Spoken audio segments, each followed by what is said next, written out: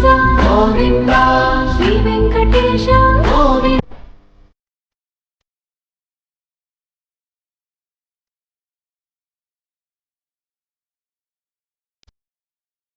তো বন্ধুরা, good evening. আবারও একটা নতুন ভিডিও নিয়ে তোমাদের সামনে চলে আসলাম। সবাই কেমন আছো? আশা করি ভালো আছো। তো আজ অনেক দিন পর, অনেক অপেক্ষার পর নিয়ে চলে আসলাম তোমাদের সামনে একটা সাউথ ইন্ডিয়ান পুজোর বাড়ির ভিডিও। তো এখানে আমি কি কি খেয়েছি আর এখানকার পুজো ঠিক কেমন হয় সেটাই চলো তোমাদেরকে দেখাই। প্রথমেই আমার সামনে চলে আসলো কলা পাতা আর জলের বোতল, তারপরেই আসলো নুন, আচার আর কাঁচা মুগ ডাল, বেদানা, শশা দিয়ে কিছু একটা ছিল। তারপরেই ছিল সব রকমের ফল মাখা, এর মধ্যে ছিল কলা, বেদানা, আপেল। তারপরেই চলে আসলো বিনস নারকেল ভাজি। তারপরে আসলো ছোলার তরকারি। তারপরে চলে আসলো সাবু দিয়ে পায়েস। বাপরে বাপ, এত খাবার তো আমি আগে কখনো কোনো পুজো বাড়িতে খাইনি।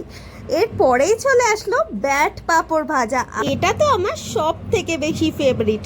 এরপরেই চলে আসলো একটা রাইস, এর মধ্যে বাদাম, কারি পাতা অনেক কিছু দেওয়া ছিল।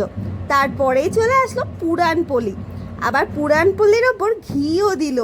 উফ, দারুণ! কিন্তু পুরানপোলি হলো south Indian traditional sweet dish. খাবারের টেস্টগুলো কিন্তু প্রতিটাই খুবই সুন্দর ছিল, অসাধারণ। পুজো বাড়ির প্রসাদ বলে কথা, ভালো তো হবেই। এরপরেই চলে আসলো একটা মালপোয়ার মতো জিনিস, আমি এটার নাম জানি না।